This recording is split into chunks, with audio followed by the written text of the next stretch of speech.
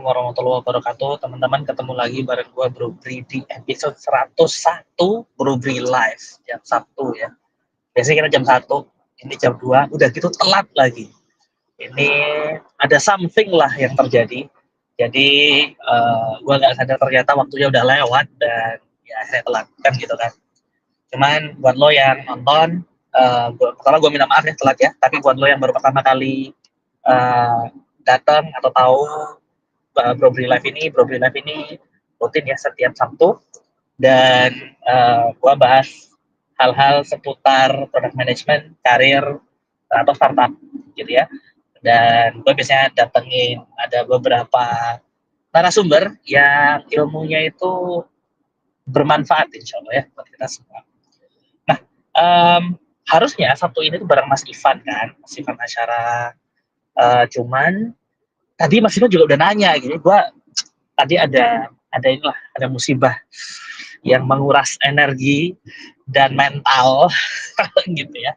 Jadi tadi itu baru terjadi sehingga gue ya hari telat. Terus habis itu jam gue nggak pas lah, harus sadar telat.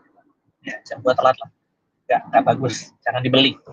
Mi Bro ternyata nggak oke kalau nggak connect terus ke internet. Jadi not recommended. Ini malah nge-flame produk yang lain. But anyway, gue sambil nunggu Mas Ivan gitu ya. Dan topik bahasan kita adalah gimana caranya bisa jadi. Nah, Mas Ivan udah join. Jadi topik bahasan kita itu adalah gimana cara jadi fleksibel gitu ya, terutama berkaitan dengan industri yang sekarang itu lebih apa ya, industri yang lagi contracting lah ya.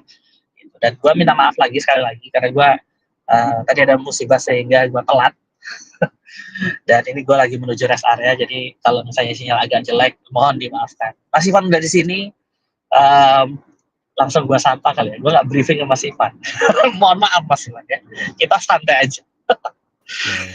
Halo Mas Ivan, apa kabar Mas? Halo Mas Brian, ya, baru pertama juga ngobrol langsung kayaknya ya.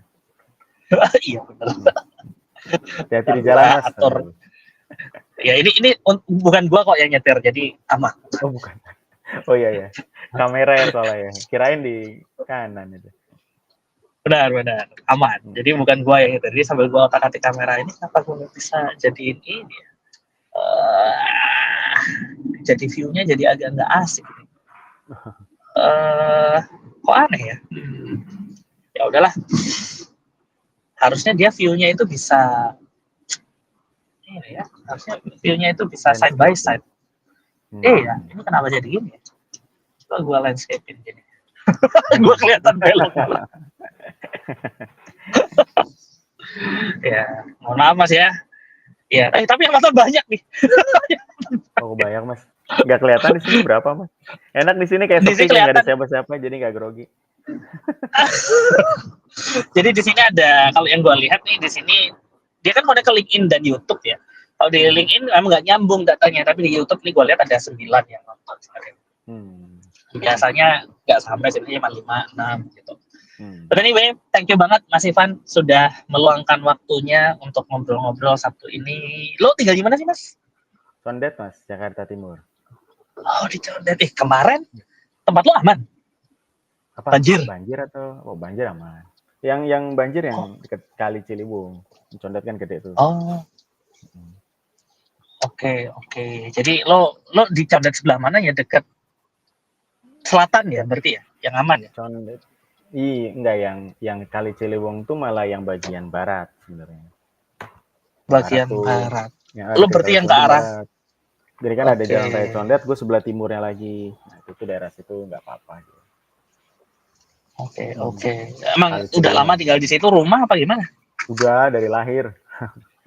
Emang lahir di situ. Iya.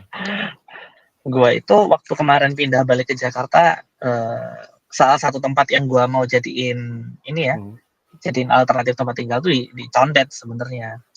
Cuman nggak nemu sekolah buat anak-anak. Gitu. Anak gue kan banyak nih. Dapat yang kelas 1 dapat, kelas 3 nggak dapat yang kelas ini, yang kelas 6 nggak bisa ya, gitu lah. Akhirnya ketemunya di daerah. Sekarang di daerah Jatiwarna ke selatan, di daerah apa Oke. namanya? Apa namanya? Pasar Keranggan, dekat-dekat Pasar Keranggan lah di situ Keranggan. gua dapat lengkap. Kebayang. Tuh. Ya itu masih Ya area Jakarta wes. Timur lah, main-main ke sana lah pernah sih. Dekat Oke. kuburan kan Oke. itu ya. Ada Iya. Iya, kuburan. benar-benar. Oke, Mas, kita kan mau bahas tentang being versatile ya. Iya. Sebenarnya kan lo awalnya kita bahasnya SPM ya. Cuman Iya. gua mau expand dikit supaya ini sebenarnya tidak hanya PM gitu ya. Gitu. Jadi sebenarnya dari untuk awalan kita tahu ya industri kita kan lagi contracting ya. Dan sebenarnya bukan cuma di Indonesia ya yang lagi contracting kan. Di luar negeri juga case-nya juga sama, fraud kiri, fraud kanan, kayak gitu kan ya. Dan kemarin juga baru rame tuh, kenapa kok fraud gitu ya. Dan Teman setahu gue saya. itu soalnya, setahu gue gini mas, untuk orang-orang yang bisnis gitu ya, buat yang tahu, ini gue tahu dari 15 tahun yang lalu, itu praktek nyetrika duit gitu ya, itu normal tuh. Dan tidak pernah disalahkan gitu ya. Cuman mungkin prakteknya agak beda gitu. Kalau teman-teman pebisnis biasanya ini trik supaya dapat pinjaman gitu. Ini yang gua pelajari dulu lah 15-20 tahun yang lalu. Ya kalau lo punya duit di bank, lo keluar masukin gitu kan. Disetrika duitnya, ditarik, masuk, tarik, masuk, tarik, masuk. Jadi kan kelihatan muter kenceng tuh. Dengan kayak gitu itu jadi salah satu parameter bank untuk ngelihat lo itu worthy untuk dapat kredit atau enggak kan gitu kan. Secara prinsip sama kan, cuman teknisnya beda. Gitu. Teknisnya beda. Sama skalanya kali beda ya mas. Kalau skala. Iya, skalanya mas. Nah, tapi karena hal-hal seperti ini kan pada akhirnya kita harus mulai, ya kita sebagai PM atau teman-teman yang lain harus mulai, gue mau ngerjain ini aja kan. Banyak layoff, kita sekarang mulai di-expect untuk bisa instead of pegang 1, pegang 2, pegang 3 kan gitu kan. Nah, gue lihat kan experience lo ini kemana-mana nih, gitu ya. Ceritain dulu dong mas, lo journey lo dari dulu awal kerja sampai sekarang gitu ya. Dan itu dulu deh. Dan nanti kita akan mulai masuk tentang kenapa kok being versatile ini sekarang jadi kunci untuk survive. Gitu. Iya, siap. Thank you Mas Brian. Iya memang waktu ngobrolin ini juga ini sih karena saya ingat kayaknya kita baru berapa tahun yang lalu, 2-3 tahun yang lalu semua orang how to break into PM kan ya. Nah kalau sekarang kalau when the PM is breaking, sekarang kita ada mau yang break lagi. kemana? Kita mau nge-break kemana kan gitu ya pertanyaan. Dan saya kebetulan orang yang 6 bulan yang lalu itu baru mulai sebagai ke business operation, business owner gitu. Di company gitu ya. Jadi kayak ngerasa ini relevan sih. Itu saya reflect ke emang mungkin kalau sekalian journey memang journey saya sudah dulu pindah-pindah gitu. Jadi kan kalau kuliah dulu jurusannya hubungan internasional nih. Jadi saya kayaknya nggak cocok jadi diplomat, nggak ada bawaan. Poise-nya nggak ada nih, poise-nya itu nggak cocok kayaknya. Salam-salaman gitu ya. Terus akhirnya saya memang habis itu di organisasi terkait bidang hubungan masyarakat gitu kan. Nah akhirnya karena berhubungan masyarakat, terus saya ngerti area saya komunikasi. Tapi komunikasi yang mana nih? Yang habis itu saya bisa masuk digital marketing waktu itu. Jadi saya digital marketing. Nah kalau digital marketing itu kita kayaknya anak digital marketing relate ya. Seringkali kita itu nggak bisa cuma satu hal. Apalagi yang di freelance atau yang di perusahaan kecil ya. Itu kita pasti scrappy banget. Harus belajar paid ads, ya harus belajar sosmed, ya belajar analytics, belajar account management sendiri gitu kan. Kadang kontak Biasanya kalau influencer gitu-gitu. Ya, founder-founder yang biasanya digital marketing juga banyak ya founder-founder yang wah kok bisa ngerti sosmed, ngerti apa gitu kan ya. Jadi dari dulu tuh udah kayak gitu bawaannya kan. Nah, habis itu tapi saya ngerasa kurang baru saya ke Jakarta nih. Itu saya kuliah soalnya di Jogja. Nah, pulang deh ke Jakarta mau Jadi di Lo Jakarta asli Jakarta, tapi kuliahnya di Jogja. Kuliah di Jogja. Terus di sana 7 tahun lah bertahan karena sangat nyaman ya di sana. Tapi habis itu kayaknya kok terlalu nyaman gitu. Nyaman Jangan buat ya, hidup, jadi tapi tapi kalau nggak berat tuh, kalau naik gunung tuh kalau nggak capek nggak naik berarti kan ya. Jadi jangan nih, ini nggak naik nih hidup nih. Ya udah saya balik ke Jakarta terus ke agensi multinasional advertising waktu itu tapi masih di digital. Nah itu juga saya ganti-ganti karena karena nggak betah sama karena emotional maturity-nya rendah ya waktu itu. Jadi kayak wah 3 bulan ya keren sih tempatnya. Kantor saya 2 lantai ada perosotannya gitu kan. Itu fancy sih tapi kok kayaknya nggak masuk ya. Terus pindah profesi lagi ke agensi lain. Habis itu balik lagi ke Tapi perusahaan startup masih area digital, digital marketing. masih digital yang Dulu dikerjain waktu iya pindah kantor. digital. Cuma yang Oke. pertama itu sosial media, habis itu saya pindah ke yang strategisnya, jadi lebih ke yang planning. Hmm. Habis itu pindah ke SEO dan kawan-kawan tuh, terakhir itu balik ke startup lagi. Hmm. Habis itu baru ke perusahaan yang lagi terkenal tuh, Evichery, habis itu di marketing. Awalnya yang digital juga, tapi habis itu pindah ke yang offline, karena kan digital ya petani berapa banyak sih di sosmed pada kala itu ya, Ya. 2016. Akhirnya habis itu pindah ke yang offline, kerjanya jadi yang PR, advertising gitu-gitu. Oh, Habis lu itu ngerjain gitu juga. ya Oh, jadi tapi ya memang ya kuliah lu gitu kan? kuliahnya iya enggak juga sih, enggak nyambungnya, ngomonginnya Enggak. politik dulu ngomonginnya. Enggak. Kan hubungan internasional tuh Emang ngomonginnya politik sebenarnya. enggak ada hubungannya sama PR sama Ngomongnya sekali berarti ya? enggak sama sekali. Ya, Pak, diplomasi I mirip see. ya, tapi Oke. kan different different konsep gitu. Ya, habis itu Oke, di oke. Fisher itu juga pindah-pindah ya. Jadi dari digital marketing, habis itu ke marketing yang biasa, habis itu ke sales planning. Karena habis itu kayak marketing mau di-push kayak apa sih, yang penting kita malah tim salesnya ke lapangan nih. Jadi sales planning itu yang ngatur Hmm. kita mau bikin teritori di mana, rekrutmen, road to market, gitu-gitu. Nah, habis itu Oh. baru sempat ke bisnisnya. Oke, sekarang kita mau launching bisnis baru nih, bisnis financing sama buat jualan pakannya petani, apa hasil panennya petani. Masuk ke bisnis, baru ke Hmm. produk sebenarnya eventually. Nah, di produk itu jadi sebenarnya karir lebih lama di non produk daripada di produk ya. Jadi kayak Hmm. masuk ke produk nih, bertahan terus kayak produknya keluar lagi aja deh. Bukan produknya kayak kalian kamu tidak cocok. Jadi keluar secara otomatis 6 bulan yang lalu. Iya, dan habis itu ya di Evision itu jadi produk, habis itu ke Halodoc sama terakhir Ruang Guru tuh sebagai produk ya baru terakhir kemarin kembali lagi ke business operations. Itu kali ya story longnya ya, nggak short ya, sorry. Bentar. Gue pengen nanya deh. Tadi lu bilang lo balik lagi dari produk. Kenapa tuh? Lo ngerasa, lo yang ngerasa gitu ya, atau ada orang Oh, lain yang ngejudge lo atau gimana? uh, maksudnya keluar dari produk ya? Atau yang mana Hmm. tadi? Uh, Ya, keluar enggak dari sih, produk. sebenarnya both circumstances sama mikir juga ya. Jadi kan sebenarnya sempat ada kayak yaudah lo sempetnya ada sih kayak memang circumstancesnya adalah oke, kita kayaknya lebih dibutuhkan di bisnis nih, dan Hmm. dianggap bisa untuk megang bisnis gitu kan.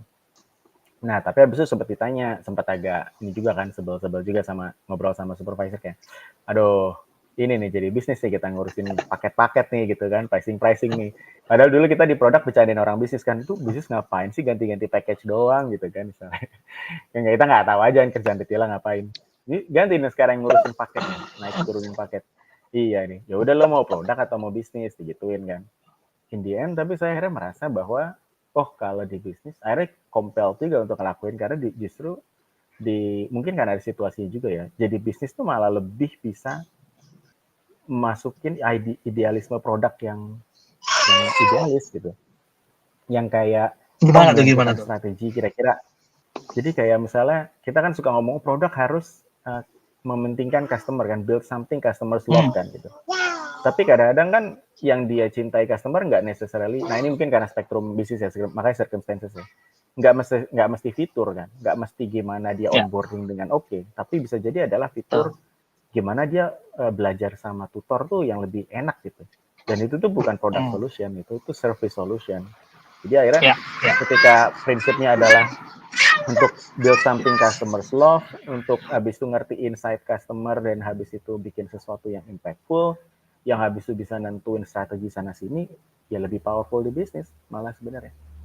Malah lebih dapat gitu apa yang bisa dilakukan. Sementara kadang-kadang kalau produk lebih ke something yang zonanya di light ya. Meskipun iya oke, ideally mungkin product manager bisa se-powerful itu. Tapi in the end di beberapa kondisi kita malah sulit untuk powerful dan akhirnya kan kita lebih ke kayak ya udah yang penting kita bisa kritis terhadap business decision misalnya. Itu kan yang teman-teman bilang top down gitu. Ya memang tapi kita kritis aja kan, kritis, kita punya evidence different, kita bisa argue, kita bisa manage, Tapi Indian kan kalau bukan organisasinya lead-nya bukan dari produk gitu, VP-nya atau apanya ya udah product management can be only the point nih, bikin critical aja kan, atau dikasih area-area yang memang bisa dimainin kayak journey atau onboarding atau payment atau apa gitu. Tapi kadang-kadang core service-nya ya ditentuin dari kertas gitu. Ya sering sih saya dapat cerita kan kalau ngobrol sama teman-teman juga PM, emang ini idenya siapa ya? Ide top down, ya ide dari bisnis gitu. Cuma PM-nya keren aja dan bisa eksekusinya detailnya bagus, jerninya bagus sih, keren aja sih, keren. Tapi itu business decision anyway, right gitu. Jadinya dan akhirnya ya dengan jadi masuk ke business operations tuh malah ke situ sih. Itu compelling sih kemarin jadi buat saya. Tadi itu yang mau gue bahas ke lo juga ya. Jadi kan sebenarnya whether seorang bisnis orang dari bisnis ya, business leader atau product leader yang decide itu kan tergantung company-nya ya, structure-nya kayak gimana gitu ya. Siapa sih yang biasa make this strategic decisions, mau bikin apa segala macam gitu ya. Karena sepemahaman gue ya, di beberapa tempat emang beda-beda sih, tapi di beberapa tempat gue masuk itu ada yang menentukan strateginya seperti apa, pricingnya gimana, segala macam itu ditentukan bareng gitu ya. Sebenarnya yang pegang orang produk, yang produk yang decide gitu ya, yang have a say, ini kayak gini, strateginya gini, PR-nya seperti ini, go to market-nya kayak gini. Orang bisnis itu lebih ke arah nge-support gitu ya. Oke, berarti lo mau kayak gini ya, berarti ini yang harus gue sediain, influencer-nya better kayak gini, strategi marketingnya kalau lo mau message kayak gini harus seperti ini, kayak gitu. Itu yang gue tahu ya. Tapi kalau di tempat lo berarti ada yang memang ada company yang memang leadernya di sisi bisnis gitu ya. Tapi sebenarnya itu kan kalau menurut gue ya, itu kan part of product thinking as a whole ya harusnya ya. Yes. Iya, itu sih tadi agree sih kalau emang pasti beda-beda ya. Cuma makanya curious untuk survei sebenarnya. Sebenarnya kan idealita kita kan kadang-kadang kayak produk tuh overarching banget ke sana sini kan gitu. Tapi in practice tuh gimana? Dan akhirnya kan orang, tapi kan agak lucu kan kalau yang gue tangkap sih, tapi ya can be subjektif ya. Di profesi kita itu sering ngomongannya adalah bahwa produk tuh kayak sedang ingin liberasi gitu. Kita harus merdeka, produk harus powerful itu kan. Jadi dan terjadi friction gitu. Ketika something tidak ditentukan anak produk tuh as if wah nih masih tidak product centric nih, jadi something yang kayaknya awful gitu. Jadi ya itu satu sih ya. Padahal sebenarnya menarik ya kalau kita survei dan kita korelasikan ya, apakah sepowerful itu ke tingkat kepowerfulan anak produk korelatif dengan kesuksesan bisnis. Nah, itu kan pertanyaan utama sebenarnya. Tapi ya Mas, tapi gue setuju di product thinking-nya. Jadi in the end, karena circumstances bisa beda-beda, justru kalau kita pengen idealis produk kita, jangan-jangan bukan dengan jadi PM. Nah, sebenarnya itu mungkin ya kayak gongnya ya gitu. Bisa jadi malah profesi lain yang malah lebih bisa banyak mewujudkan itu. Gitu. Iya. Terus tadi satu yang lo mention tadi, gue inget gini deh. Jadi gue jadi inget yang lo bilang tadi ya, pada saat produk yang make decision belum tentu itu yang terbaik untuk bisnis kan gitu kan. Dan saat kita ngomong yang terbaik itu kan kita sering melihat di time frame tertentu ya. Oke, lo bisa bilang ini the best for like 10 years atau 5 years down the road gitu ya. Tapi company lo mati tahun depan. Ya lo ngapain kan gitu kan. Gitu. Jadi lihat nih best decision itu untuk time frame berapa, seberapa lama kan gitu. Itu yang sering-sering jadi perbedaan. Juga yang gue ngelihat gini Mas, sering orang produk nih ya, yang gue sering dalam tanda kutip ya, gue orang produk tapi sering sebel ngomong sama orang produk yang bahasanya itu terlalu product-y gitu, apa sih namanya ya? Lo terlalu ngomong customer happiness segala macam, tapi lo nggak consider bisnis lo mati nih. Lo kalau kayak gitu bisnis lo mati nih. Lo nggak bisa kayak gitu, maksudnya kita serve customer, yes, tapi lo harus ensure bisnis lo juga survive supaya lo bisa serve customer selamanya gitu, bukan cuma serve customer cuma 2 bulan 3 bulan terus lo mati kan gitu kan sebenarnya kan. Gitu. Ya, jadi kadang itu yang gue temui. Agree. Gitu. Jadi kadang kalau orang terlalu cuman mikirin produk, customer happiness atau segala macam tanpa mikirin di sisi bisnisnya ini make sense atau enggak, cara bisa dijalanin, ini bisa bikin bisnis lu grow atau enggak, dengan lo make profit itu harusnya sesuatu yang positif. Contoh yang gue ingat banget tuh ke foundernya si Almas, gue pernah baca postnya dia di LinkedIn ya. Dia kan pernah bikin bisnis lah sebelumnya, dan dia tuh kayak di sebelum-sebelumnya bikin bisnis rumah makan tuh dengan margin yang mepet. Dan salah satu learningnya dia yang gue baca adalah kalau lo marginnya mepet, itu lo akan susah nge-serve customer lo better.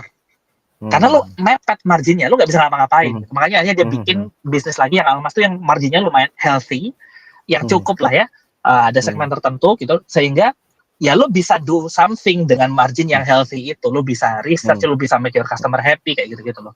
Jadi sometimes counter intuitive ya, lo tidak harus selalu memberikan apa yang diinginkan customer, tapi lo memberikan apa ya, ngasih sesuatu yang decide something yang itu akan jadi yang terbaik untuk customer lo kan. Harusnya kan seperti itu.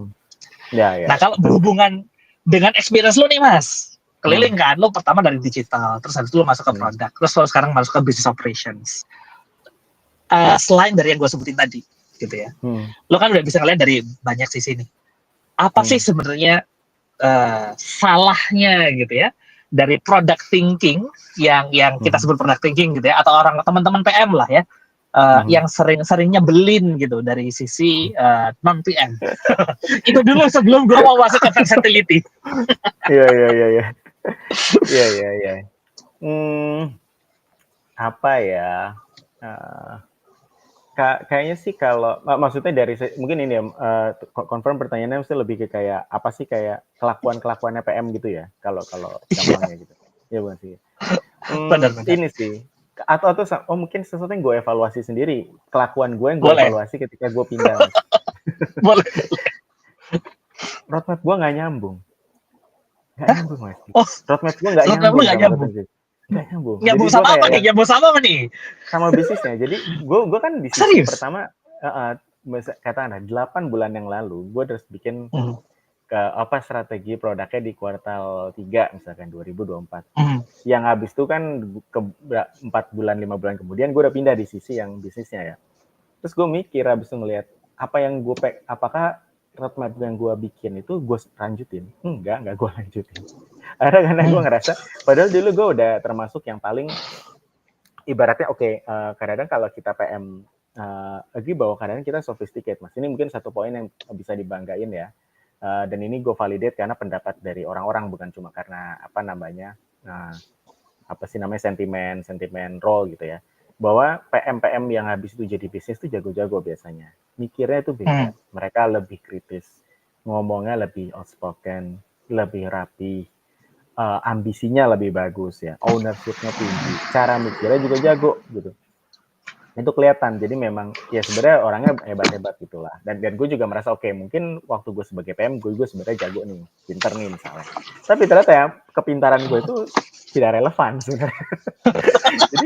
jadi in the end kalau waktu itu jadi kayak intinya karena approach kita aja sih, approach kita terhadap kita tuh terlalu fokus ke produk strategi jadinya. Kita agak lebih fokus ke in the end kita punya mindset di mana yang harus ada teknologinya, kalau enggak ya apa hubungan sama kita gitu kan. Dan bahasa gue gini ya, porsi teknologi dan non teknologi yang gue setup di roadmap itu kebanyakan teknologi ya, dan itu sebenarnya actually nggak terlalu relevan. Karena teknologi yang kita nggak aware adalah costly sebenarnya, apalagi kalau kita hiring top notch engineer kan yang memang memang quality-nya oke, tapi memang habis itu cost-nya juga gede gitu. Akhirnya ya anything yang kita lakukan dengan teknologi itu gede, tapi something yang non-teknologi sebenarnya bisa jadi lebih impactful, lebih cepat, dan lebih less cost gitu. Dan untuk nge-break barrier itu, gue baru sadar bahwa meskipun gue sering mendengar itu gitu ya, in principle, gue juga udah nurunin dari profit and loss gitu untuk melihat area-area problem, tapi di level solutioning-nya ternyata yang nggak ketemu, karena memang mindset-nya nggak bisa susah dibongkar. Lah kalau gue nggak bikin sesuatu yang ada teknologinya, engineer-nya mau ngapain? Teman-teman gue gitu kan. Squad gue kan engineer sama desainer kan. Kalau gue sesuatu mau bikin apa gitu kan. Jadi ada barrier-nya nggak bisa di-break itu sih. Satu emang secara mentally yang nggak relevan juga, kita coba ke hal lain yang bukan di luar ya domainnya ya. Yang kita harus, teman-teman kita aja engineer dan lain. Yang kedua memang yang sulit dikejar ya subject matter expert-nya gitu kan. Misalnya kalau di ruang guru kan produknya akademik. Nah, mengejar konteks akademik untuk ngerti cara orang ngajar, pendidikan, pedagogi, user. Jadi kita mungkin bisa ngerti journey user gini-gini ya, tapi prinsip-prinsip ideal akademik gitu misalnya. Dan academic operations-nya itu agak susah di-cover ketika kita di produk.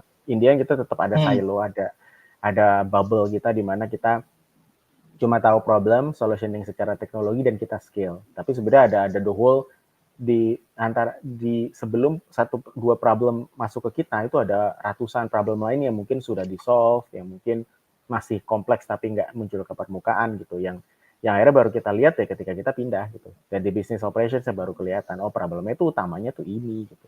Terus akhirnya solusinya tuh yang benar tuh arahnya ke sini gitu. Nah itu sih, jadi kayak dan itu tapi menegaskan satu hal ya, bahwa pentingnya leadership yang ngerti dua dunia itu, dunia product solutioning dan teknologi solutioning sama yang operational solutioning. Itu important banget, dan gue rasa akhirnya gue mulai menilai maturity industri kita itu adalah karena kita belum punya banyak orang kayak gitu. Saya even nggak tahu ya, mungkin gue agak bias nih karena gue Kesimpulan lu menarik nih. gue ada di perusahaan yang mungkin belum Service ya. belum memiliki uang untuk membayar anak-anak terbaik bangsa ya. Maksudnya di let's say unicorn gitu ya. Tapi I believe juga, tapi ruang guru juga banyak anak-anak terbaik bangsa like ya, kalau kita bilang dari parameter umum kayak ex consulting, lulusan luar, MBA luar gitu.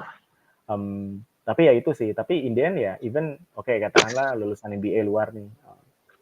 Iya, belum tentu dia punya enough experience terkait teknologi juga dan akhirnya bisa ngasih insight. Ataupun orang produk yang udah ex unicorn belum tentu memang dia pernah running atau understand the business untuk kemudian juga bisa ngelakuin insight gitu. Jadi I think itu kayaknya ya kita masih insufficient di aspek itu. Benar. Gue agree sih itu Mas. Itu relate banget dengan yang lu sampaikan tadi ya. Karena memang kebanyakan teman-teman produk gitu ya atau teman-teman tech pada akhirnya kekunci karena yang bisa mereka lakukan atau area mereka yang bisa mereka impact adalah bikin sesuatu. Iya. Gitu ya. Kalau lo nggak bikin, nggak ada yang di demo, ya optimization itu bukan produk lo, kan gitu kan. Lo bikin SOP itu bukan produk, kan gitu kan. Lo harus bikin sesuatu nih. Benar. Makanya akhirnya mindset kita, dan ini sering, gue yakin teman-teman pasti pernah ngalamin dan sering ngalamin hal ini. Gue punya engineer, kalau nggak gue suruh, berarti mereka wasted. Gitu. Jadi gue harus suruh mereka ngerjain sesuatu, kan gitu kan pada akhirnya kan. Jadi instead of kita mikirin what's the best problem to solve, kita mikirnya kita punya gergaji, bagusnya gergaji ini dipakai ngapain? Instead of gue punya problem apa dan tools apa yang gue pakai, kan gitu kan. Nah, itu relate banget Mas, dan thank you banget. Dan tadi yang lu bilang tadi itu juga gue ngerasa benar. Teman-teman even yang pernah working di unicorn gitu ya atau decacorn or even Google as a product manager, selama mereka belum pernah kerja di startup yang early phase atau pre-seed gitu ya, yang lo kayak wearing many hats, yang benar-benar harus tahu semuanya gitu ya, lo gak akan tahu sih hal-hal kayak gini itu gak akan bisa sih. Itu harus benar-benar ngerjain. Satu yang gue rasain juga saat ini kan gue pegang operations ya, jadi salah satu tim gue adalah tim operations platform, dan itu benar-benar tim operation kan, jadi kayak yang lo bisa pegang business operations, dan ya itu di tim gue namanya bukan business operations karena memang operations gitu ya, jadi ngurusin, kalau di flip kan ngurusin rekonsiliasi problem dengan transfer lah, ngurusin user complaint segala macam, anak-anak ops ini gimana caranya simplify cara kerjanya supaya enak pakai toolsnya segala macam kayak gitu-gitu kan. Nah itu memang beda banget antara lu itu tahu dari sisi laporan aja, jadi kayak ada problem ini, ada problem itu gitu ya, dan gimana cara nge-solve-nya, dengan kalau lu sudah nge-deep dive sendiri dan actually do it as an operation team. Begitu lu ngerjain sendiri, kampret, ini salah nih, tapi dibiarin. Ini kenapa kayak gini? Itu baru ketahuan setelah lu terjun. Kalau kayaknya juga ketahuan, cuy. Iya. Gitu kan. Dan itu banyak yang miss kayak gitu-gitu. Yang nggak terjun ke dalam gitu-gitu. Dan ya seringnya bukan produk solusinya, seringnya ganti SOP aja, ganti setting, kayak gitu udah solve. Ya gitu-gitu lah Mas. Jadi gue align banget, agree banget, dan thank you banget. Nah sekarang kita masuk ke versatility nih. Tadi kan lo sudah sebutin nih bahwa PM atau teman-teman yang hubungannya dengan tech gitu ya, itu mostly kebanyakan dan semoga tidak semua terkotakkan gitu ya, karena punya toolsnya gergaji, dia cari solusi nih, cari problem gergaji ini bisa buat nge-solve problem apa. Nah gimana sih caranya menurut lo step by stepnya supaya bisa lepas dari sini sehingga kita sebagai seorang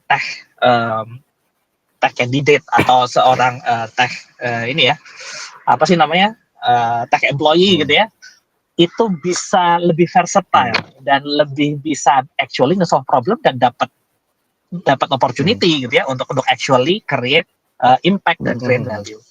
Yang harus dilakukan kayak gimana sih Mas? Step by step. Oke.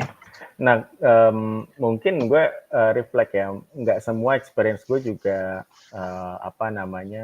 gue mestinya nggak bisa bilang 100% ya. Jadi ini grain of salt ya sebenarnya. Maksudnya kayak ya kan, ya maksudnya berapa tahun sih pengalaman ya, nggak dikit ya, 10 lebih ya, belasan ya. Tapi kan ya masih banyak kondisi-kondisi yang berbeda ya. Mungkin tetap disclaimer-nya kayak gitu. Dan gue mungkin nggak yakin juga apakah gue udah ngelakuin dengan perfectly or not gitu. Tapi mungkin bisa jadi reference. Ya, tapi memang dengan cerita tadi tuh, misalkan tadi yang gue bilang, oh roadmap gue sendiri gue scrap gitu setelah gue pindah ke bisnisnya. Tapi ada masa di mana sebelum itu gue pernah punya tim yang lebih solid lagi bareng tim bisnis. Produk dan bisnis sangat solid gitu. Ada di beberapa produk lah, sebelum produk yang gue pegang terakhir sebelum ke bisnis. Nah itu yang different apa sih? Nah jadi karena tadi kayak dari tadi yang berbagi gue bilang kan adalah konteksnya circumstances dan dynamic ya, dynamic organisasi gitu kan. Pada akhirnya kan kayak ya kalau ya apa struktur mempengaruhi kultur ya, gitu, basic mempengaruhi suprastructure di atasnya gitu kan. Jadi kalau dynamicnya memang dapat polanya, gue rasa itu akan lebih mudah ya. Nah, jadi kan gimana working towards that gitu kan. Dan itu mungkin bisa lengkapnya dibaca di buku Marty Kagan ya. Nggak, tapi kita nggak. Ya, tapi ya itu menarik sih soalnya. Orang tuh banyak yang sebel sama Kagan ya, tapi menurut gue make sense yang dia ngomongin sih. Anyway. Ya, dia ngomongin bener kok. Anyway, jadi di awal tuh pertama ini sih, waktu itu kebetulan memang gue sudah posisinya lead dan senior gitu kan. Jadi orang juga gue punya lebih keluasan untuk being heard lintas divisi. Nah jadi yang terjadi itu adalah memang semua gue yang pertama dilakukan itu adalah kita harus memang punya komunikasi yang deep ya sama counterpartnya gitu. Jadi kayak tadi kita tidak menjadikan bahwa something yang kita dengar, something yang kita analisis dan kita coba solutioning itu juga sesuatu yang sebenarnya cuma slipping from udah banyak filtered lah gitu, cuma ujung-ujungnya doang nih. Tapi emang kita bisa masuk ke core-nya kayak kata Mas Priyan tadi. Dan itu ya dengan memang pola cadence yang lebih solid gitu sama tim bisnisnya, kita tuh harus punya something yang beda gitu. Jadi dulu yang gue notice adalah beda banget antara organisasi yang punya weekly business cadence dan itu semua divisi dengan organisasi yang memang dia nggak punya business cadence. Tapi produk-produk, bisnis-bisnis. Ada ya yang nggak ada business cadence-nya? Yang nggak ada business cadence-nya ada, Mas. Ada. Jadi dan serius? Jadi mungkin kalau yang di luar sana ada yang ngerasa belum ada, the first thing you do adalah coba discuss sama leadership untuk mereka lihat value-nya apa ya kalau business cadence-nya itu bisa dilakukan, entah itu weekly, entah itu bi-weekly, whichever gitu. Maksud lu cross chapter kan, maksudnya cross division ketemu bahas tentang isu yang weekly atau bi-weekly kayak gitulah ya, gitu kan ya. Dan bahas metrik dan habis itu punya structure shape metrik ya gitu. Itu tuh kadang-kadang ada yang belum ada gitu. Nah, jadi yang pertama kan dilakukan kan itu ya. Dan akhirnya kan di situ crop collaboration akan lebih kebentuk gitu.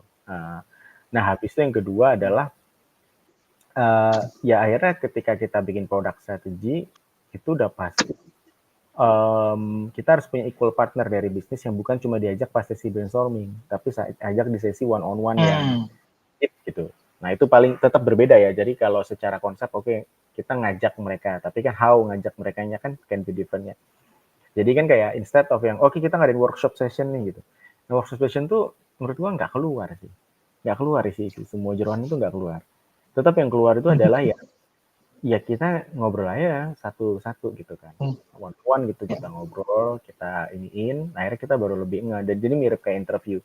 Gimana kita interview user? Mungkin mirip dengan gimana kita coba menginterview tim bisnis ya, counterpart kita gitu yang lain gitu.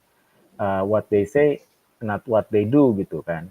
Nah, jadi kadang-kadang kan kita juga, minimal what they say itu lebih unhinged lebih unfiltered adalah dengan one on one at least yang kita bisa ngeluarin metode interview kita misalkan untuk tahu behavior mereka, dari apa yang mereka katakan gitu kan. Ya selain karena kalau ngelakuin observasi kan ada nggak cukup ya waktunya. Banyak banget tuh kita punya tim yang solid, Ya. bisa semuanya datang, observe, nyobain gitu kan. Kalau itu pasti ya, tapi biar nggak miss out juga. Kayak waktu gue megang CRM ya gue harus jualan.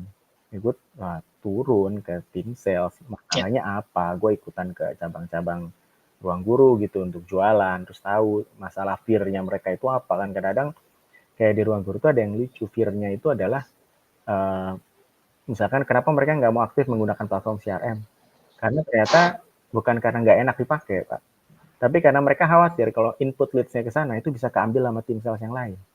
Jadi sebenarnya fear mereka di situ aja, takut leads-nya kecolong. Dan itu sentimen seperti itu tidak bisa berubah dengan ya kita bisa udah bikin safeguard-nya secara tag, tapi mereka tetap akan bocor hal lain, tapi ya sentimen itu solusinya bukan safeguard yang lebih strong, karena safeguard itu udah ada gitu. Adalah ya leadership yang harus ngulang-ulang bahwa enggak kok aman gitu. Ya mau product solutionnya apa? Ya ada sih mungkin to some extent ya design wise, tapi ya nggak dapat. Jadi mungkin itu kali yang paling kepikir pertama ya, 3 hal. Yang pertama ya kalau belum ada cadence-nya, komunikasinya diperbaiki, cadence-nya ada, cadence-nya dilakuin, terus ya abis itu memang lebih banyak share, ngelakuin planning bareng gitu ya, dan caranya mungkin bukan dengan workshop tapi dengan one on one directly gitu kan. Dan kalau bisa bahkan lebih ekstrem ya observe dengan cara ngelakuin apa yang mereka lakuin ya. Itu sih yang kadang-kadang PM nggak punya luxury, tapi waktu untuk melakukan itu luxury sih. Jadi balik lagi ke gimana organisasi support PM untuk impactful tuh ya adalah dengan yaitu ngasih mereka waktu untuk discovering ya, nggak cuma langsung numpukin inisiatif gitu.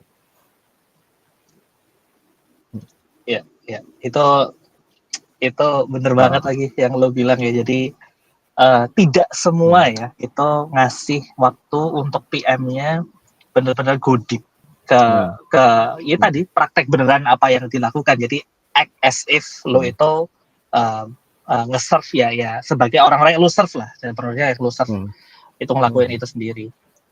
Gue pernah di pengalaman gue pernah ada founder yang dia benar-benar strategic level banget, sama sekali nggak nyentuh operational, sama sekali. Dia kayak tutup mata dengar laporan percaya gitu ya. Ada yang wih gila ini founder susah dikalahin. Jadi dia lo tahu detail, dia lebih tahu. Ya. Aduh, enggak gitu Mas, ini kayak gini sistemnya. Oh iya Mas ya, gitu ya. Founder-founder yang kayak gitu tuh yang wah. Tapi justru yang benar tuh yang kayak gitu, yang suruh lo nyelam ke dalam. Kalau nggak gitu nggak ketahuan sebenarnya problemnya, kalau lo cuma di atas. Yang gue heran gitu ya, founder-founder kayak gitu kok bisa ya punya waktu ya. Gitu. Cinta banget nih dia sama yang dia lakukan kayak. Kalau nggak tahu, kalau kebanyakan kita kan ya pekerja ya, maksudnya punya saham aja kagak. Iya. Oke, Mas tadi kan udah 3 hal tuh yang lo sebut ya. Jadi pertama, kalau memang belum ada cadence-nya, try to do some cadence, walaupun ya kalau lo nggak punya power, ya I don't know how you do it ya. Yang kedua, do one on one gitu ya, supaya ada lebih unfiltered communication atau unfiltered ya curhatan lah ya dari apa yang jadi problem. Yang ketiga, ya actually do it yourself gitu ya. Jadi supaya lo put your shoes in front of your as your users atau as your counterpart kan gitu kan. Nah, setelah 3 hal ini nih gitu ya, gimana lagi caranya supaya lo bisa versatile? Ini kan lo akan benar-benar jadi punya pemahaman yang lebih menyeluruh ya tentang operations, tentang sales, tentang kekhawatiran customer, handling objections kayak gitu kan lo akan punya pemahaman ya. Cuman kalau konteksnya dalam how to survive, gimana caranya ngedisplay bahwa gue udah acquire nih all these skills dan gue bisa contribute more for the company, this company or the next gitu ya. Gimana caranya melakukan hal itu gitu. Iya. Nah ini tapi ini gue coba jawab satu, tapi kalau nggak nyambung nanti dikasih tahu ya. Jadi karena kalau sebenarnya yang gue definisikan versatile itu kan adalah sebenarnya satu bahasa lainnya itu kan adalah quick learner gitu ya. Itu kan jadi kita tadi itu both terjadi ketika kita masuk role baru, ketika kita masuk company baru dengan role yang sama, atau ketika kita pindah role di company yang sama, apalagi pindah role di company yang baru gitu kan. Berarti kan ada something, ini konteks yang harus kita kejar. Dan kadang kita akan dijudge di 3 bulan pertama ya untuk melakukan itu gitu, untuk bisa dianggap oke apa nggak oke gitu. Entah itu dijudge dari luar ataupun dari ego kita sendiri yang lihat gue capable nggak sih gitu kan. Itu kan blocker nomor 1 kan ego sendiri juga ya. Kalau kita nggak ngerasa kita nggak capable ya bubar gitu kan. Nah, tapi memang ya, agree sih kalau untuk bisa nunjukin capability itu adaptasi itu yang menurut gue penting. Dan ada 2 ya menurut gue secara dua big ideas-nya nih. Yang pertama itu adalah gimana kita cepat belajar, ya kita punya structure untuk bisa mengelompokkan informasi, dan yang kedua adalah gimana kita bisa dapetin sebanyak mungkin informasi yang unik dan beda gitu. Nah, mungkin pertama dapetin informasi dulu ya. Biasanya kalau misalkan gue baru pindah ke role baru, entah itu company yang sama atau beda, atau pindah company, itu yang gue lakukan adalah baca dan ngobrol. Jadi kayak, misalnya kayak, dan ini juga gue lakukan waktu interview ya, sebelum interview. Jadi sok-sok pinter waktu interview gitu. Jadi misalnya kayak, kan gue dari perikanan di fishery itu. Terus gue mau pindah ke Halodoc yang itu kesehatan. Terus Halodoc ke Ruang Guru kan pendidikan. Dulu gue ada satu media yang gue suka namanya The Can. The Can tuh kalau pernah denger tuh dia sebenarnya dari India, tapi dia punya cabang di Southeast Asia juga. Dia kayak editorial sini. Terus beritanya itu investigatif. Itu satu-satunya media yang akhirnya gue langganan. Meskipun langganannya patungan ya kayaknya kalau nggak salah, jadi emang agak sama aja sih, tetapnya pelit ya, tapi gue serius itu, gue langganan gitu kan. Scrappy kan, itu bagus. Scrappy, karena dia detail tuh ngomongnya, misalkan oke, waktu masuk kesehatan, ternyata India itu maju di bidang health tech-nya, tapi akhirnya gue menemukan tidak secanggih kita actually. Jadi dia kayak gimana sih, ada company siapa ya, Pharma Easy, ada siapa sama metode delivery-nya gimana, apa yang dijadiin value proposition dia secara strategik, and so on and so forth. Attack sama lagi, tapi ternyata gue menemukan malah Baiju yang terbesar banyak fraud-nya gitu kan. Jadi ya tapi itu gue pelajarin di sana. Terus ternyata attack itu dibagi menjadi ini prep apa gitu kan. Itu bisa gue pelajarin dengan cepat ya, dengan baca bisnis tech news kayak gitu. Dan akhirnya begitu gue interview gue pakai, memang Ruang Guru arahnya kemana ya? Gue inget banget gue nanya itu. Kalau bagian ini kan arahnya ke sini, kalau ini kayaknya lebih ke homework solving ya, gini-gini. Wah itu, gue nggak tahu. Gue abis itu belum nanya lagi sih yang interview gue itu impact ininya apa. Tapi jelas gue lolos kan ya gitu. Lolos nggak masuk kan ya. Mungkin itu ada kontribusinya lah gitu kan ya. Jadi gue bisa nunjukin bahwa ya gue ngerti karena memang ya gue ngerti gitu. Kita gathering knowledge ya dengan gue membaca itu satu. Terus yang kedua ngobrol. Jadi kayak ngobrol itu, nah kita kan blessed dengan ada kayak dulu sih platform namanya ADP List ya. Cuma belakangan gue udah nggak pakai. I'm not sure sekarang dia masih thriving or not gitu. Atau LinkedIn lah. Before ADP List ada LinkedIn. Jadi waktu dulu gue jadi product manager belum lama, tapi di eFishery dijadiin head of product. Nah itu kan karena simple sih, karena gue udah lama di eFishery, jadi kan gue kayak orang lama yang ngerti aspek customer, yang ngerti organisasi, yang ngerti gitu kan ya. Terus ya nepotisme juga, nggak deh. Iya nggak nepotisme ya, merit aja lah gitu kan. Nah yaudah bisa leadership, akhirnya jadi head of product. Tapi kan gue nggak ngerti cara jadi head.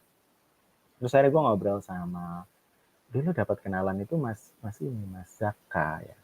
Tapi Mas Zaka Bukalapak kan, mungkin pernah kenal. Iya. Terus tapi dia habis itu, beliau waktu itu di bisnis. Tapi Mas mau belajar produk ke siapa? Dikenalin sama Mas Diku Video. Hadiku sama Wahab Video tuh. Sekarang CPO itu video ya. Dapat tuh dulu ngobrol 2 kali. Nah, semua konsep akhirnya gue ngobrol di sana. Jadi gue ngerti organisasi is different daripada doing product management gitu kan. Jadi itu product management gue aja belum, tapi itu agak konyol, product manajemennya juga belum jago, udah langsung belajar organisasi waktu itu jadinya. Nah habis itu waktu mau pindah ke ngerjain apa ya di Ruang Guru tuh B2B, gue pakai dipilih waktu enaknya dipilih. Gue ngomong orang dari waktu itu mau ngomongin logistik atau apa ya? Bukan, bahkan waktu itu bukan deh. Gue kayak pengen interview di sebuah tempat gitu. Nah itu gue hubungin, ada orang Wear6, ada orang apa gitu. Terus gue kargo gitu, kerja ngomong-ngobrol, begini ya di supply chain tuh gini gitu. Dan akhirnya itu bisa langsung kepake knowledge. Jadi kayak, ya kita kalau kita ngobrol sama orang kan dapat intisarinya gitu kan ya Mas Brian. Jadi kayak ya meskipun masih ada akar-akar yang penting, tapi minimal daun-daunnya udah bisa kita dapat nih, dan itu udah bisa kita pakai buat bikin kita bisa punya knowledge gitu. Nah, tapi habis itu yang ketiga, jadi selain dari baca berita atau ngerti industrinya, terus yang kedua ngobrol sama orang untuk dapat knowledge, yang ketiga itu adalah ini sih mungkin bukan yang ketiga. Ini mirip sama yang bukan poin yang sama sih. Tadi kan gather knowledge, yang sebelumnya kan adalah yang satu lagi kan adalah menstrukturkan caranya gimana gitu ya. Nah, ini mungkin masuk ke poin menstrukturkannya ya. Salah satunya itu adalah selalu, nah yang ini yang kayaknya belum balance di anak produk. Anak produk tuh tahu konsep banyak man. Jargon kita semua. Customer journey, OKR gitu kan. Terus product discovery, delivery gitu kan. Even mungkin zaman kita dulu Mas, mungkin baru awal-awal produk berapa? I don't know, like 5 tahun, 7 tahun yang lalu ya awal-awal. Mungkin Mas Brian lebih early lagi. Kita ngomonginnya tuh kayak hampir equaling produk sama Scrum nggak sih? Ingat nggak sih? Kayak Agile, Scrum, topiknya tuh sampai itu gitu. Padahal itu delivery banget gitu kan. Karena waktu itu mungkin Keigen belum terkenal itu gitu kan ya.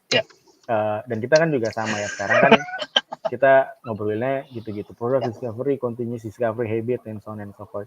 Tapi kadang-kadang kita tidak memvalidasi konsep itu dengan rajin. Nah, yang saya lakukan, saya rajin baca bukunya Keigen pasti, baca konsepnya ya Torres lah, ya siapa sih, event hacking growth lah apa.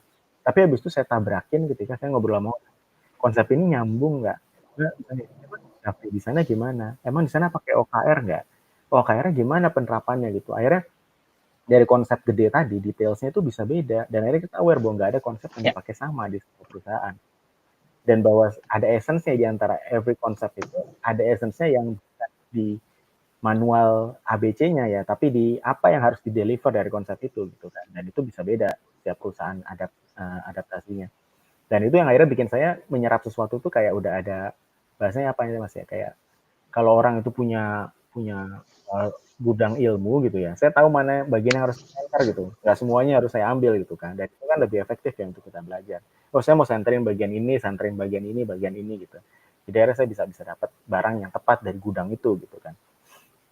Itu sih, dan itu satu frameworknya untuk belajarnya ya. Dan berikutnya adalah framework untuk bentar.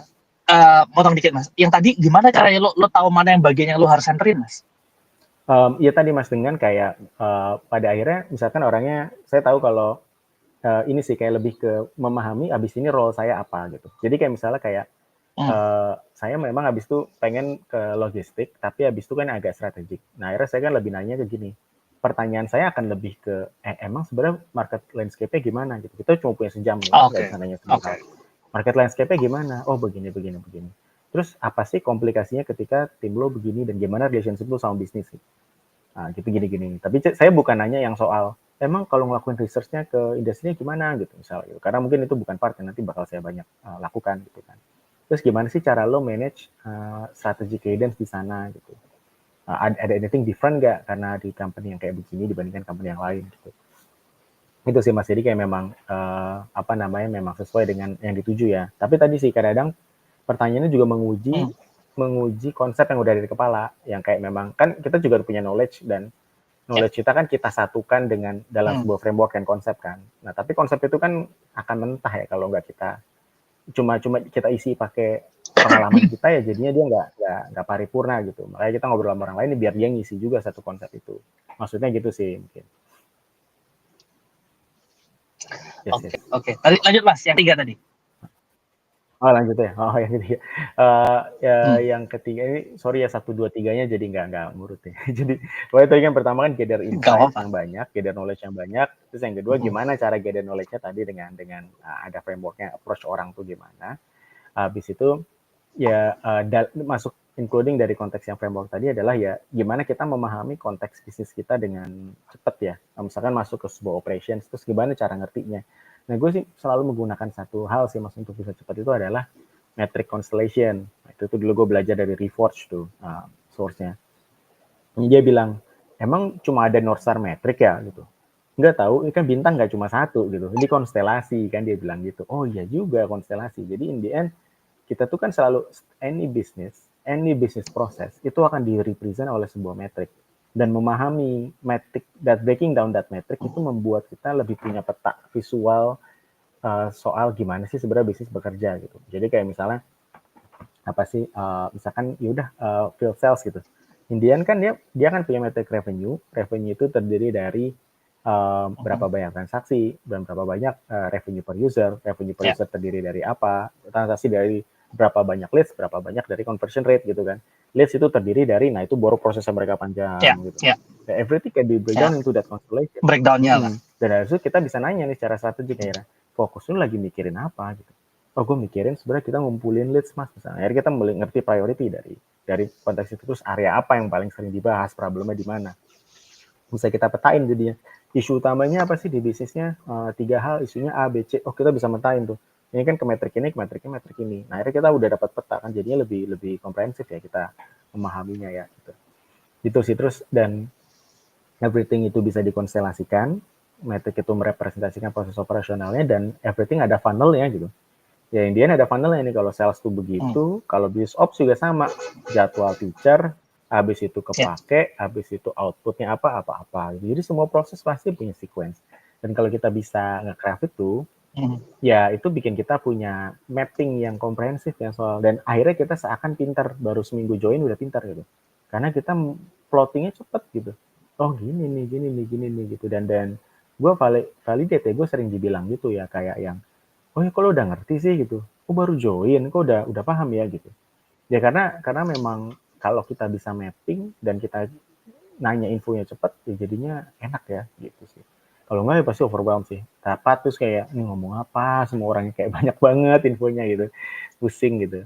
Dan akhirnya malah jadi berat gitu kan. Itu kali ya mas ya, dua big idea-nya gitu. Nah, menarik. Gua ada pertanyaan sih. Sebelum gua summarize tadi ya. Gue pernah ada pengalaman nih di satu company di mana gue ya diceburin gitu ya ke sesuatu yang gue gak pernah tahu sebelumnya, dan gue punya timeline yang tight, dan gue harus pelajari dengan cepat, and I did that successful gitu ya. Jadi I deliver walaupun awalnya masuk dengan minim konteks dan itu technical banget. That's fine. Terus ada satu lagi case di mana gue masuk ke satu hal tertentu di mana itu memang kompleks, gue harus pelajari. Cuman gue struggle gue di sana. Sepertinya bukan cuma gue yang struggle ya, karena kalau gue lihat pas historinya, ini PM yang ada di area ini either satu nggak bertahan lama, atau segera pindah ke tempat lain. Jadi kayak emang susah banget nih ketawa ini. Nah, bukan ya mungkin itu salah satu pembenarannya. Tapi yang gue perhatiin berbeda adalah di yang kedua ini gue tidak menemukan ada satu dokumentasi, ada satu culture yang bisa mendokumentasikan dengan baik. Itu satu. Kedua, source of truth dari how the system work itu tersebar. Ini ngerti bagian ini, itu ngerti bagian itu. Kadang itu ngertinya beda sama yang ini, gitu kan. Jadi saat gue kumpulin, itu gue bingung. Lo pernah nggak ada di situasi kayak gitu, dan gimana cara lo solve itu ya? Gue gemes soalnya kadang-kadang gitu. Ya, ada dua mas gue di situasi kayak gitu mas. Yang pertama BPJS Kesehatan. Gue sampai sekarang nggak ngerti mas. Itu apa sih sebenarnya? Gue juga nggak ngerti kenapa nggak ada yang ngerti. Jadi kita tanya ke orang rumah sakit satu bilangnya gini, disuruh ke sini bilangnya gini. Kayak berobat setiap hari nggak bisa langsung selesai mas. Pasti belok dulu. Nah, itu gue sekarang nggak berhasil mas memetakan BPJS Kesehatan itu. Hipotesis gue terhadap mungkin sistemnya seperti ini tuh patah terus. Dari demi hari terus patah. Dia menguji sekali kecerdasan gitu sepertinya. Yang kedua, ya ada sih waktu itu gue di ini mas, tapi pada akhirnya gimana waktu itu tuh sayangnya gue mungkin tidak punya enough experience untuk bilang bahwa gue berhasil solve itu ya. Jadi gue ada di company yang orang tech-nya sering resign, turnover-nya tinggi. Jadi karena dia turnover-nya tinggi, nggak ada yang ngerti mas. Ada satu project, gue tuh rapat 5 kali, sampai rapat yang kelima, ternyata engineer masih berantem soal ini tuh maknanya apa. Nah, gue nggak sadar kalau mereka nggak sadar kalau mereka tuh belum sama definisinya gitu. yang satu apa ininya direkturnya, yang satu manajernya. Kan udah 5 kali rapat gue udah jelasin ya, yang kedua kan gue jelasin maksudnya secara konseptual, gue nggak ngerti teknya kan, sampai gue habis itu bilang oke, gue mau belajar bikin sequence diagram lah yang lebih serius tuh, ini kayaknya sequence diagramnya seperti ini nih gitu, akhirnya gue bikin tuh, udah gue tunjukin. Sampai yang kelima ternyata mereka ribut hal yang ternyata emang konseptualnya mereka masih beda definisi. Wah, luar biasa ini. Waktu itu solusi gue satu, ada PM yang lebih ngerti dari gue serahkan nih. gue akhirnya ini nggak efektif, tidak efektif, jadi kayak yang mau sampai apa nih, akhirnya gue serahin sama yang punya domain expertise-nya sih. Sayangnya begitu ya Mas. Di luar itu ada nggak yang lebih kompleks? Tapi terus ada juga yang jadi ini gimana gue survive dan tidak thrive sayangnya.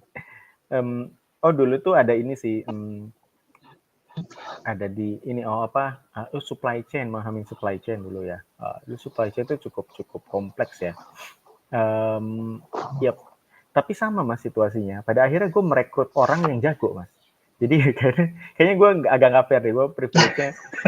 Beberapa hal yang gue akhirnya kesulitan itu gue berhasil dengan cara gue mencuri, mendelegate ataupun ngambil dari orang lain ya. Jadi mungkin I would say kalau misalkan nanti gue akan terlibat situasi yang sama sih, gue kayaknya akan memperbanyak nanya orang sih Mas. Itu akan gue lakukan ya. Atau mungkin sebenarnya gue ada pernah di situasi yang sulit yang gue nggak sadar sulit karena gue udah keburu nanya orang duluan. Jadi gue dapat shortcut gitu ya. Sama sih dulu, gue susah banget supply chain, akhirnya gue ngerekrut orang yang memang biasa di supply chain, biasa di operational, ya udah lancar habis itu. Gitu sih, jadi kayaknya ya I would say itu ya, kita ya udahlah ada expert, kita absorb lah gitu biar kita tuh nggak ribet sendiri gitu. Hopefully yang kita lakukan ada expertnya ya, kalau nggak capek juga lah. In a way kalau lo punya privilege itu tapi lo salah lah. Iya, salah juga. Every tool yang kita punya kita pakai lah semua. Oke, Mas, thank you banget. Selama tidak proud ya Mas ya. Sudah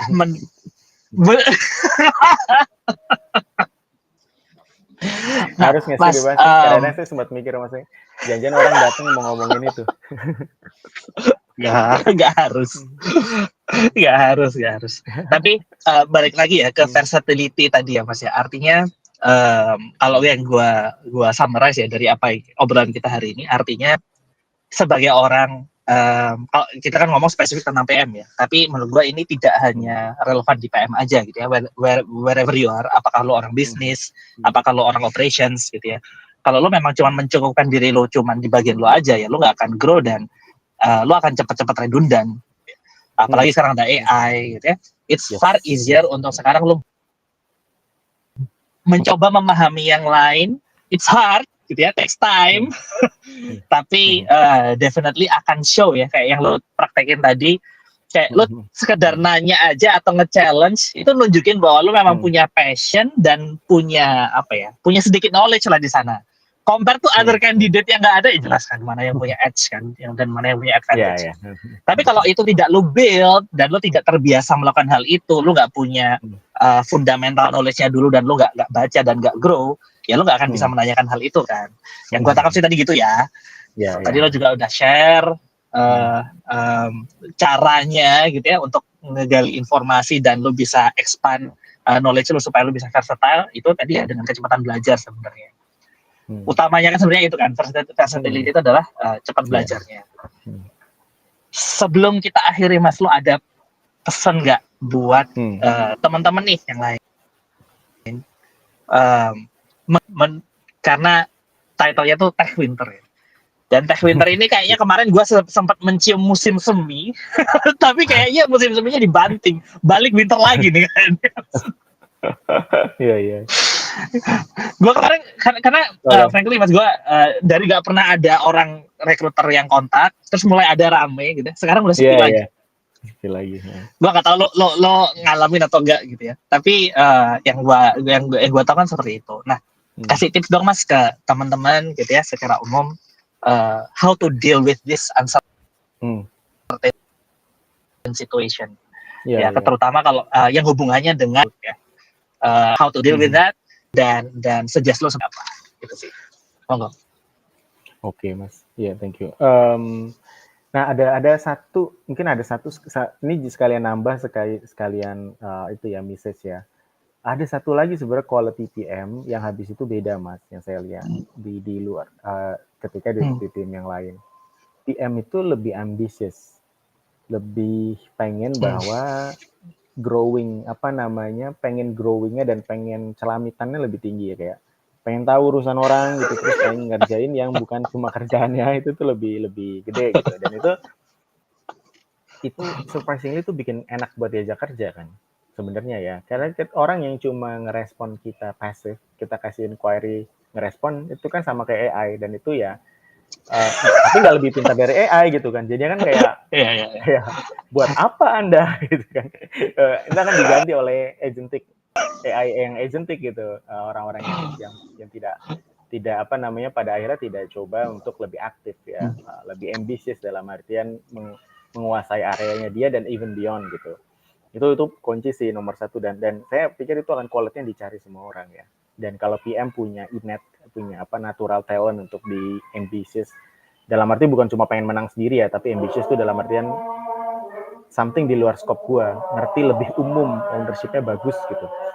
Itu penting sih, itu nomor satu ya, yang perlu diadain ya, gue rasa.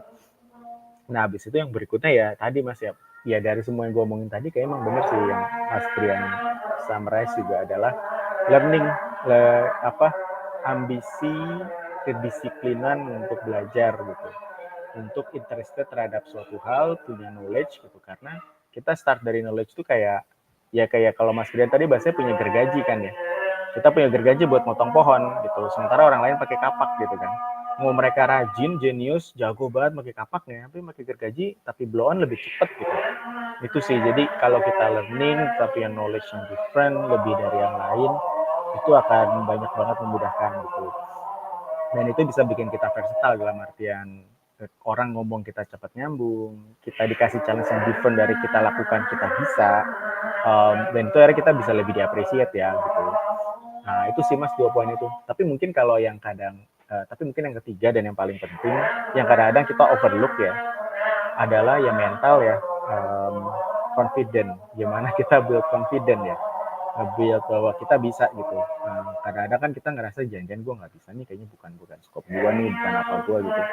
Dan kadang-kadang kita bingung juga, padahal ada anak-anak yang muda misalkan, tapi mereka confident, pede, terus ya somehow mereka bisa aja kok ngelakuinnya gitu. Jadi kan ya walaupun mereka IQ-nya lebih tinggi ya, kayak berapa sih IQ-nya gitu. Jadi kan ya kalau mereka metode lebih bagus, ya bisa dikecap dong gitu kan. Terutama kalau IQ kan mungkin nggak beda jauh lah ya. Kalau IQ-nya beda jauh kan ya nggak sama lulus sekolah misalkan kayak gitu. Kalau metode, ya berarti kita bisa belajar gitu kan. Dan kita mau nggak belajar gitu. Berarti kan ini cuma ada hal yang kita belum belajar aja gitu. Bukan kita nggak bisa ngalahin seseorang, nggak bisa out-competing orang gitu kan. Jadi mental persistensinya itu, growth mindset-nya itu juga memang krusial sih, dan itu orang kayak gitu yang bakal bisa survive dimanapun gitu ya. Nah itu sih paling Mas kurang lebih. Siap, thank you banget Mas Ivan. Itu yang ketiga itu gue sering lupa gitu ya. Banyak teman-teman yang iya ya benar, banyak teman-teman yang sering kena blok seperti ini, bahwa gue ngerjain bisa nggak ya, gue sanggup nggak ya gitu. Gue udah lama ngepraktekin kalau gue dikasih kerjaan ya udah gue gas. I'll do my best, that's my promise gitu ya. Gue tidak menjanjikan hasil yang terbaik, but I can promise you I'll do my best. Kalau ternyata I'll do my best tidak berhasil, ya sudah. Yang penting I've done my best. I have no regrets. Jadi gue udah melupakan gue bisa atau nggak peduli. Yeah. Kayaknya semua banyak yang belum seperti itu. Iya benar. Saya belum juga sih masalah. Saya banyak banget notice career setback saya di situ sebenarnya, di hal yang ketika saya nggak confident. Nah, malah justru nggak tahu ya, semoga ada yang relate ya, karena kalau saya ngerasa kayak itu career setback saya dari situ sih. Siap. Thank you banget Mas Ivan. Gue ngobrolnya seru, kayaknya kita harus setting lagi lain waktu untuk bahas perikanan. bisa. Tapi bukan jubir ya, gue bukan jubir ya. Iya, siap. Bisa ngasih perspektif bisa, tapi kalau ditanya apa benar gajinya segitu, no comment. Apa benar? Yang teknis-teknis gue no comment. Tapi kalau mau tanya situasi EV Cherry, apa itu bisa sih. Ada beberapa topik kan dari bahasan kita kemarin, harusnya bisa lah itu di follow up jadi next discussion. Kalau kenapa feeder itu susah banget dibuat, kok udah bertahun-tahun cuma deploy sekian ribu, itu gue bisa ceritain sih. Wah, itu menarik itu. Gue hampir masuk EV Cherry soalnya pegang bareng sama Mas siapa namanya yang VP IoT itu. Aduh, Andri. Benar, Mas Andriadi. Benar. Gue hampir masuk waktu itu. Iya. Iya, gitu. Untung Pak. Untung apa nggak untung nih? Nggak tahu juga ya pelajarannya. Nggak tahu nih. Siapa tahu pesangonnya gitu. Untung. Nah, itu kan kita nggak tahu kan. But anyway, definitely thank you banget, have fun talking with you. Semoga bisa ngobrol lagi dan semoga bermanfaat buat teman-teman. Mas Ivan, kalau lo ada orang yang pingin kontak atau ngobrol sama lo bisa ditemuin di mana, Mas? Aman, LinkedIn Mas, sudah sering juga orang ngobrol. Oke, sip. Di bisa kontak. Iya, itu sih nyala sih. Di Instagram, selain di LinkedIn ada lagi atau cuman? Enggak, LinkedIn, Instagram mah personal, biasanya isinya apa, paling nge-share ini Mas, nge-share konten politik. Iya, ada teman gua tuh yang setiap ketemu ngobrolnya arahnya ke politik mulu. Beloknya selalu ke sana. Iya. Oke, thank you banget teman-teman. Buat lo yang denger ini recordingnya atau live-nya, thank you banget sudah nemenin sampai sekarang. Walaupun gue lihat gak banyak pertanyaan ya, karena absorb dengan discussion-nya Mas Ivan, seru banget. Consider subscribe kalau lo belum subscribe. Kita akan balik lagi next week dengan topik yang lain. Tapi hopefully kita bisa ngobrol lagi sama Mas Ivan, bahas yang lain. Yang mepet. Kalau bisa sharing. Thank you banget semuanya. Thank you Mas. Pamit dulu. Thank you. Yo, thank you. Thank you.